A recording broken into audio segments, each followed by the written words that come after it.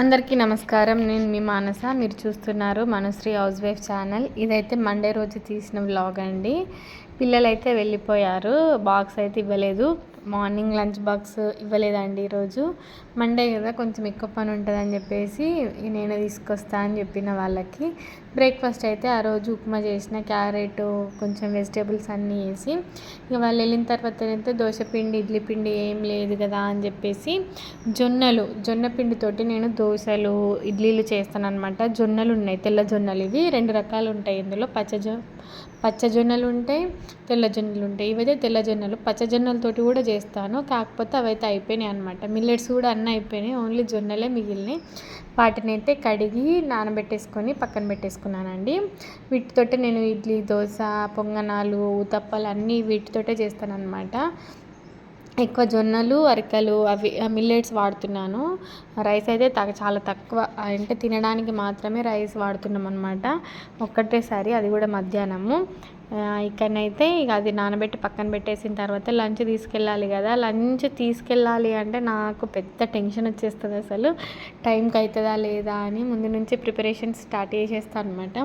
అటు సైడ్ అయితే రైస్ అయితే పెట్టేసిన, ఏమేమి వండుదామో అవైతే తీసుకొని వచ్చిన అనమాట. ఇది పొనగంటాకు అయితే తీసుకొచ్చి పెట్టుకుని ఇక్కడ పిల్లలకైతే ఫస్ట్ లంచ్ బాక్స్ కోసం అయితే టమాటో రైస్ చేద్దాము అని చెప్పేసి దాంట్లోకి అయితే క్యారెట్, ఆనియన్ వేసి రైతా చేద్దాము అని క్యారెట్ అయితే ఇక్కడ తురుముతున్నాను. క్యారెట్ తురిమి ఆనియన్స్ అయితే కట్ చేసుకొని పెట్టేసుకున్న తర్వాత పెరుగు మొత్తం ఒకసారి మిక్స్ చేసేసుకున్నాను. పెరుగు అయితే నేను ఇంట్లోనే తోడేస్తానండి. మేము బర్రెపాలు తీసుకుంటామన్నమాట, ఆవు పాలు అయితే తీసుకోము. బర్రెపాలు తీసుకొని పిల్లలకు తాగి, మేము టీ తాగి, పెరుగు తోడేసుకొని నెయ్యి కూడా చేస్తాను అనమాట. అసలు గడ్డలాగా అయింది చూడండి పెరుగు అయితే. రైతానైతే చేసేసానండి. టమాటా రైస్లోకి రైతా చాలా అంటే చాలా బాగుంటుంది అసలు. చాలా మంచి టేస్ట్ ఉంటుంది అనమాట రైతాతోటి తింటేనైతే. రైతా చేసిన తర్వాత ఇక తొందరగా టమాటా రైస్ అయితే చేస్తున్నాను. టమాటా రైస్ ఎందుకు చేస్తున్నానంటే ఆకుకూర కట్ చేసేసరికి లేట్ అయిపోతుంది. మా ఆయన లంచ్ కొంచెం లేట్ వస్తాడు. మా పిల్లలకైతే కరెక్ట్ టైంకి ఇవ్వాలి కదా, మళ్ళీ వాళ్ళకి ఈ టైం నుంచి ఈ టైం వరకే ఇవ్వాలి అని ఒక టైం ఉంటుంది అనమాట. అందుకని టమాటా రైస్ అయితే తొందరగా అయిపోతుంది అని చెప్పేసి అదైతే చేసి ఇచ్చిన. నేను లంచ్ బాక్స్ రెసిపీస్ కూడా చేస్తున్నాను, ఎవరైనా చూడకపోతే చూడండి. చాలా సింపుల్గా అయిపోయేటి హెల్తీ చేస్తున్నాను అనమాట. దానికోసం కూడా అవుతుంది కదా అని అదైతే చేసిన తర్వాత వాళ్ళకి ఇచ్చేసి వచ్చానండి. ఇచ్చేసి వచ్చిన తర్వాత పొనగంటాకు అయితే కట్ చేసేసాను. కట్ చేసి ఇక్కడనైతే నేను కర్రీ ప్రిపేర్ చేస్తున్నాను. పొనగంటాకు కొంచెం పెసరపప్పు, టమాటో వేసి చేస్తున్నాను అనమాట. చాలా బాగుంటుంది. పొనగంటాకు కళ్ళకి చాలా మంచిది కదా. వీక్లీ వన్స్ అయితే కంపల్సరీ తింటామండి. పిల్లలు ఉన్నారు కదా, ఇప్పటి రోజులలోనైతే పిల్లలకి చాలా తొందరగా సైట్ వచ్చి స్పెట్స్ వస్తున్నాయి కదా. మా చిన్నోనికి కూడా స్పెట్స్ ఉన్నాయి, కానీ అవి డాక్టర్ ఏంటంటే సైట్ కోసం కాదు, అది కంట్లో అప్పుడు ఏదో ఇన్ఫెక్షన్ లాగా అయితే టీవీ చూసేటప్పుడు పెట్టుకోవాలి అని చెప్తే టీవీ చూసేటప్పుడు మాత్రమే పెట్టుకుంటాడు అనమాట. ఆ స్పెట్స్ అయితే సైట్ కోసం అయితే కాదు. ఇక పొనగంటాకు అయిన తర్వాత నేనైతే లంచ్ అయితే చేసేసానండి. లంచ్ చేసేసి ఆ రోజు ఫాస్టింగ్ నాకు. మధ్యాహ్నం తినేసి నైట్ ఏమైనా టిఫిన్ చేస్తానన్నమాట. ఇక తిన్న తర్వాతనైతే కొద్దిసేపు అయితే చదువుకున్న తర్వాత ఇక మొన్న బ్లౌజ్ ఒకటి కట్ చేశాను కదా అండి. ఇప్పుడు ఏకాదశి వస్తుంది కదా, దానికోసం కట్టుకుందాము చీర అని చెప్పేసి కుట్టుకుంటున్నాను అనమాట. బ్లౌజ్ అయితే చాలా రోజులు అయిపోయిందండి. మిషన్ అసలు ఎక్కకనైతే మొత్తం మిషన్ ఎక్కకపోతేనైతే అది మొత్తం నింపేస్తారనమాట. అది ఒక చెత్తకుప్పలాగా అన్నీ దాని మీద తీసుకొని పెడతారు. ఇక అవన్నీ తీసేసి మిషన్ ఎట్లా పని చేస్తుందా లేదా చూసుకున్న తర్వాత అయితే స్టార్ట్ చేసిన. నేను మిషన్ అయితే ఎక్కడికి వెళ్ళి నేర్చుకోలేదు, యూట్యూబ్లో చూసే మిషన్ నేర్చుకొని నా డ్రెస్సెస్, నా బ్లౌజులు అన్నీ నేనే స్టిచ్ చేసుకుంటున్నాను అనమాట. అది ఒకటి ఇష్టంతో నేర్చుకున్నాను. చాలా తొందరగా నేర్చుకున్నాను. అసలు ఇంత తొందరగా నేర్చుకుంటాను నేనైతే అనుకోలేదు. ఓన్లీ బ్యాక్ నెక్ కట్ చేసి అయితే ఇట్లా కుట్టేయను అనమాట. కుట్టేటప్పుడే బ్యాక్ నెక్స్ అయితే కట్ చేసుకుంటాను, ముందైతే కట్ చేయను అనమాట. నేను నెక్ ఎట్లా పెట్టుకోవాలి అని అనుకొని కుట్టేటప్పుడే కట్ చేసుకుంటాను అనమాట.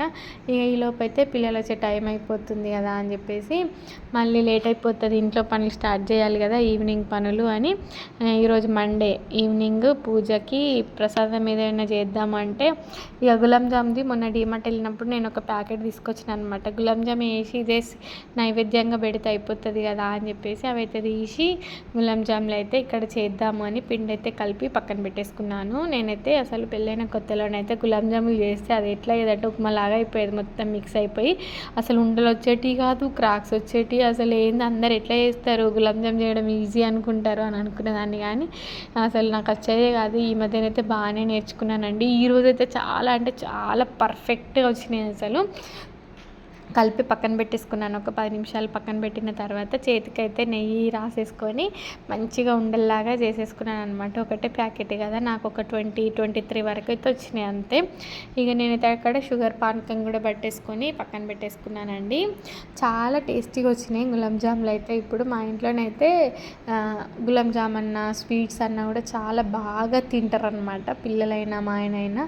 నాకు కూడా స్వీట్స్ ఎక్కువ ఇష్టం ఉండదు, కానీ గులాబ్ జాము డబుల్ కా మీఠా అయితే చాలా ఇష్టంగా తింటాను. అన్నీ బాల్స్ అయితే చేసేసుకున్న తర్వాత షుగర్ పానకం కూడా పట్టేసుకొని పక్కన పెట్టేసుకున్న తర్వాత ఇప్పుడు ఇందులో నేనైతే ఇందులో వేసుకున్నాను అనమాట నూనె. ఎందుకంటే కొంచెం ఇది లోతుగా ఉంది కదా, కొంచెం ఆయిల్ వేసినా కూడా మనకు మంచిగా ఫ్రై అవుతాయి కదా అని చెప్పేసి ఇందులో ఫ్రై చేసేసుకొని షుగర్ పానకంలో వేసేసుకున్నాను అనమాట. అప్పటికే మా పిల్లలు వచ్చి అమ్మ ఏం చేస్తున్నావు, మంచి స్మెల్ వస్తుంది అని అడుగుతూ ఉన్నారనమాట. గులాబ్ జామ్ చేస్తున్నా అంటే ఇస్తావా అంటే పూజ అయిన తర్వాత ఇస్తా అని ఈరోజైతే పూజనైతే తొందరగానే చేసేసిన. గులాబ్ జాములు చేసి పక్కన పెట్టేసి నేను కూడా ఫ్రెష్ అయిపోయి వచ్చేసిన తర్వాత పూజ చేసేసుకొని నైవేద్యం అయితే గులాబ్ జాములు పెట్టేసి ఇక మా పిల్లలు అయితే అమ్మ పూజ అయిపోయిందా ఎప్పుడు ఇస్తావు, అమ్మ పూజ అయిపోయిందా ఎప్పుడు ఇస్తావు అని అడుగుతూ ఉన్నారనమాట. వాళ్ళు వెయిట్ చేస్తూ ఉన్నారు. ఎప్పుడే పూజ అయిపోయింది, ఒక 5 మినిట్స్ తర్వాత ఇస్తా అని చెప్పేసి అక్కడ పెట్టేసిన తర్వాత వీళ్ళైతే రాసుకుంటున్నారు. వచ్చిన తర్వాత వీళ్ళు ఒక్కొక్కసారి చాలా బుద్ధిమంతులాగా రాసుకుంటారు అనమాట, ఒక్కొక్కసారి అయితే కొట్టుకుంటారు. ఇక రండిరా గులాబ్ జాములు ఇస్తా అనేసరికి అయితే ఉరుక్కుంటూ వచ్చి అసలు వాళ్ళకి ఎంత ఇష్టమో చాలా ఇష్టంగా తింటారు అనమాట. ఇక మా ఆయన కూడా డ్యూటీ నుంచి రాగానే మంచి స్మెల్ వస్తుంది, ఏం చేసినామంటే గులాబ్ జామ్ అంటే ఫస్ట్ వేసి అని ఇచ్చేసిండు అనమాట. తిన్నాడు ఫస్ట్. తినేసిన తర్వాత ఇక వీళ్ళు టీ కూడా పెట్టేసిన, టీ తాగేసి వీళ్ళు ప్రింటర్ తీసుకున్నాం అనమాట. ప్రింటింగ్ ఎందుకో వస్తలేదట, అదేం ప్రాబ్లమా అని వీళ్ళైతే ఇక్కడ చెక్ చేస్తూ ఉంటే నేనైతే మళ్ళీ వంట రూమ్లోకి అయితే వచ్చి చపాతీలు చేద్దాము డిన్నర్ కోసం అని చపాతీ పిండి అయితే కలిపేసాను. ఆ మధ్యాహ్నం చేసింది పొనగంటాకు పెసరపప్పు కర్రీ ఉంది కదా, అది పిల్లలు అస్సలు తినరండి. ఆకుకూరలు ఇట్లా చపాతీలు ఇట్లా ఏమన్నా చేస్తేనే తింటారు అనమాట. అందుకని చపాతీ చేస్తే ఇక కర్రీ కూడా అయిపోతుంది, మళ్ళీ లేకపోతే కర్రీ అంతా మిగిలిపోతుంది అని చెప్పేసి నేనైతే ఇక్కడ చపాతీలు అయితే చేస్తున్నాను. ఆల్రెడీ అక్కడ పెనం పెట్టేశాను అనమాట. ఇక్కడ చేసుకుంటూనే కాలుస్తాను అనమాట. మా ఇంట్లో ఎప్పుడు చపాతీలైనా దోశలైనా కూడా వేరే వేరే కలర్స్లో ఉంటాయి. ఈరోజు వైట్గా ఉండేసరికి మా పిల్లలు షాక్ అయినారు అనమాట. ఏందమ్మా నువ్వు ఈరోజు వైట్ చపాతీలు చేసినామని అడుగుతున్నారు. ఈరోజు బీట్రూట్ క్యారెట్ అందులో ఏమీ కలపకుండా వైట్ చపాతీలు చేసి ఇచ్చేసిన. నేను కూడా డిన్నర్ తినేసిన తర్వాత మార్నింగ్ నానబెట్టిన జొన్నలు ఉన్నాయి కదా, అవి గ్రైండర్లోనైతే వేసేసాను అనమాట.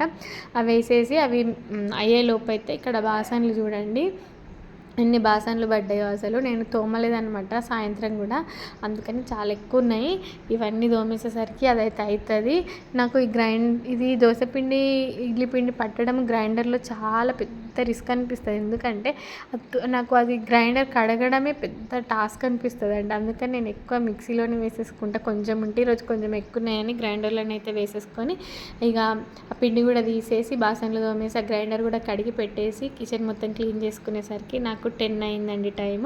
ఇంతేనండి వీడియో. మళ్ళీ ఒక మంచి వీడియోతో కలుస్తా, అంతవరకు సెలవు.